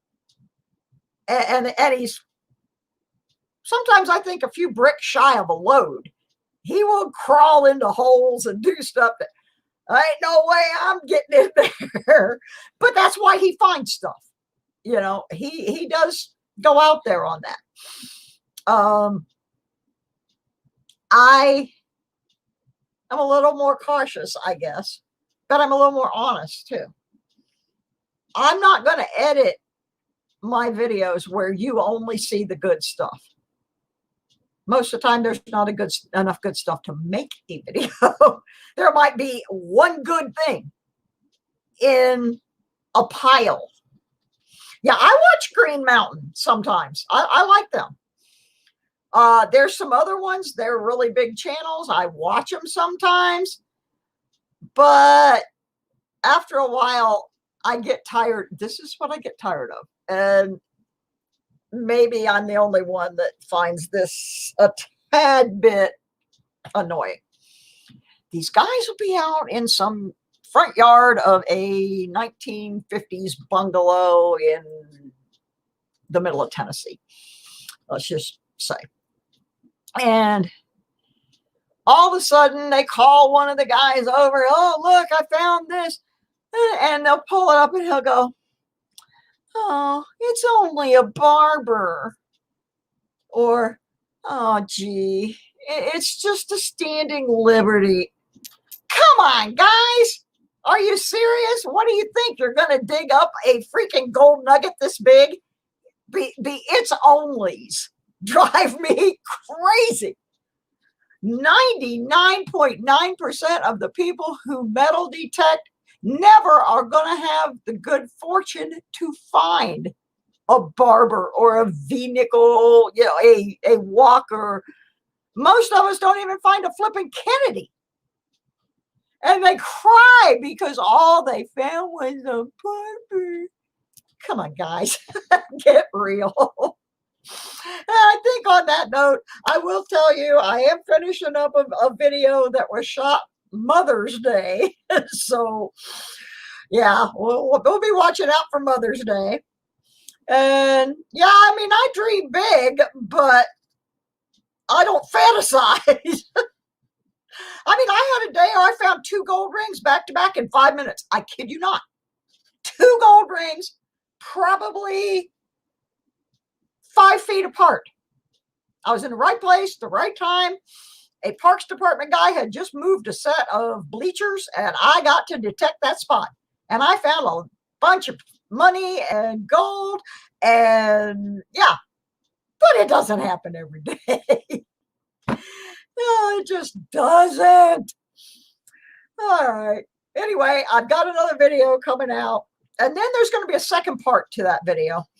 And I want to preface it by saying that the second part was really the first part. I just didn't make the video in the right order. And the second part is not, it's like a little bit metal detecting, and the rest of it is an old cemetery. And before you jump on me, I was not detecting in the cemetery. When you see it, I was detecting outside the cemetery in a lot that is now used for parking for the cemetery. But at one time, there was supposed to be an old church there. Oh, Jessie, sweetie, you don't have to stay every minute. We love you. We know all the mods can't always be here for everyone. You go get to feeling better, sweetheart. I'm getting ready to hang this up in a minute anyway. But anyway, when you see the video, I was not detecting in the cemetery. I was detecting outside the cemetery, trying to locate, there was supposedly an old church on the property. And I had tried 3 or 4 times. I looked at the maps, everything. They must have filled that area, you know, because I really never did find where I think the church actually was. But while I was there, I did walk part of the cemetery just to record the data. So it's part metal detecting, part cemetery history. And unfortunately, after that, the COVID thing got really big, and I didn't get to go back and finish that cemetery. But I'm going to release it anyway, because it might be helpful to somebody who's in that area later, and they can see where I've already looked for the church. And my guess is the church is, where the church was is now out in a cotton field. I think it's beyond the scope of where I was looking. But it was an interesting place, and I'm not going to scrap that footage because it was an interesting place, and maybe it will help somebody somehow. So that being said, I'm going to go get me something to eat. I want to congratulate my winners tonight, Victoria Roaming Carter and USA. They got some goodies, and we all got to have some laughs. And so yeah, I check all kinds of maps. That one, I had actually been to the Historical Society. I had looked at the topographical maps. I had looked at the historical gazetteers. I had looked at everything, and we just, you know, couldn't find it. I did have somebody out there trying to help me figure out where exactly it was. We just had no luck. I'm a retired genealogist. I used to work for Ancestry back before they became a huge conglomerate. And so I know quite a bit about looking at plat maps and all of, you know, aerials. When I worked for Pinellas County government, my job was printing aerials for a while. So I do know quite a bit about maps. And I've also, up here in Virginia now, I'm looking at troop movements, not for battlegrounds. I'm looking at the troop movements where the troops went through private properties, like the farm that my sister's husband's family owns. There was supposedly some troop activity there where they camped on that farm. That is not considered a historical site. I can go there. The actual battlefield, I can't do. but there's nothing that says I cannot go on. If Mr. Smith gives me permission to detect on his farm, and the troops happen to have stomped through that farm back in 1861 and decided to water their horses in that stream and slept overnight on the bank of it, then I can detect those areas. Now, I'll tell you, if I were in Michigan, there's a place. I'm not in Michigan anymore, and I wish I were, because there is a place I would go. And so all you Michiganders, put your ears on here. I would go talk to the person who owns Owasso Speedway, because in the 1940s, they used that property to hold German and Japanese war prisoners.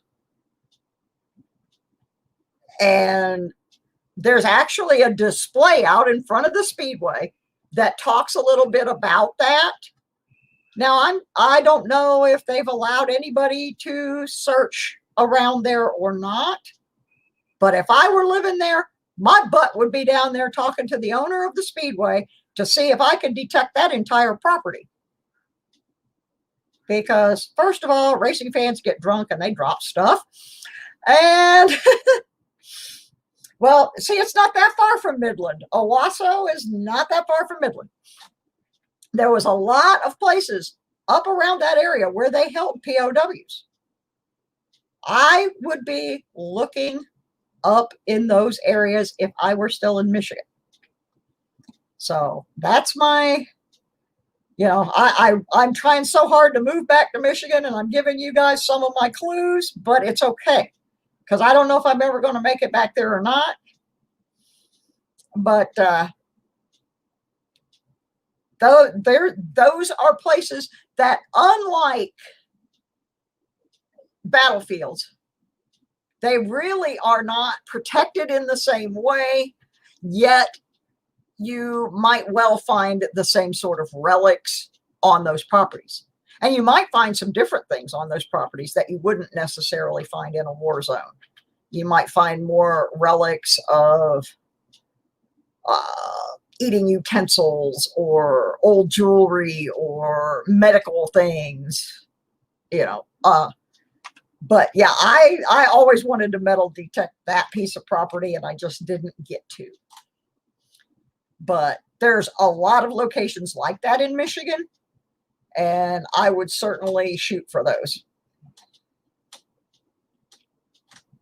So I would absolutely shoot for finding people like that. Actually, I would not go to Michigan International. That is one of the worst places, because it has been hit a bazillion times by every metal detectorist who carries a metal detector in their motorhome. I spent 30 years working in racing. Yep, I got a lot of racing friends still up in Michigan, actually.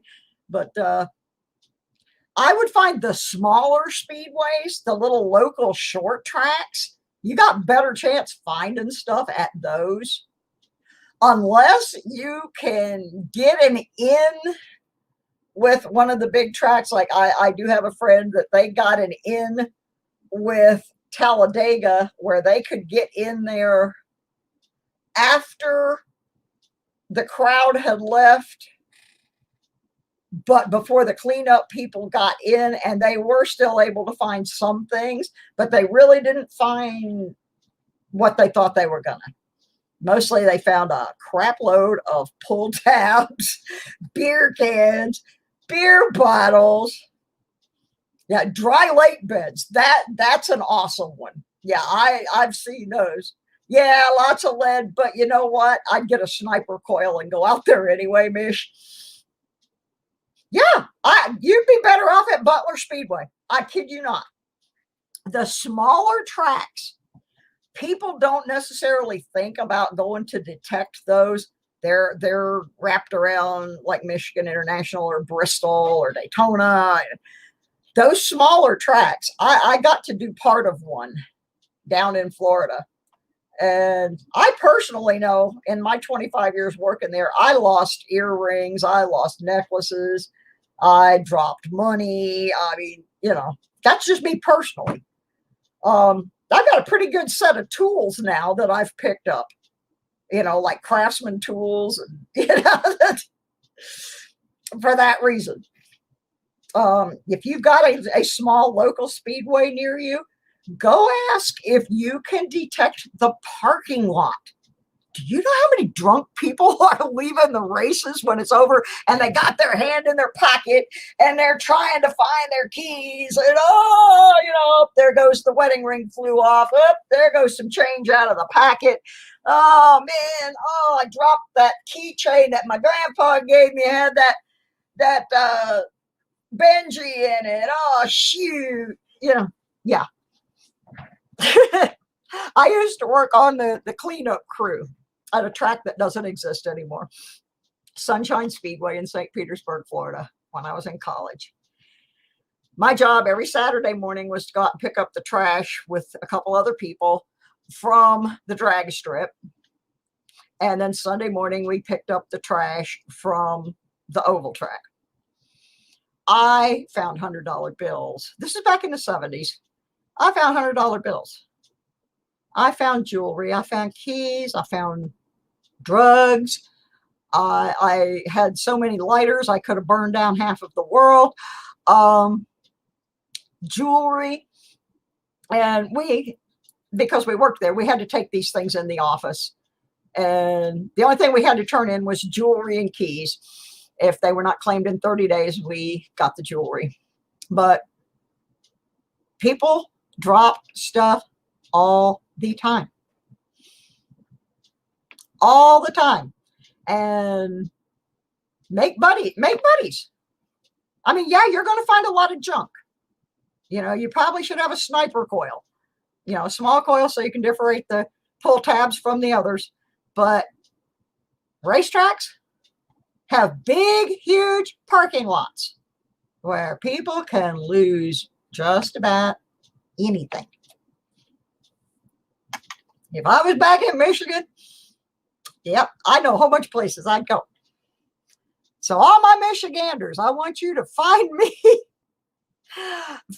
me some low-cost senior housing in a relatively safe area of Bay City, Midland, Saginaw. Yeah, somewhere around that general vicinity. And I'll be back. I will be back. Cherie, there is one of the few things I found at that site I was looking for the church. Square nail, baby. I got my square nails.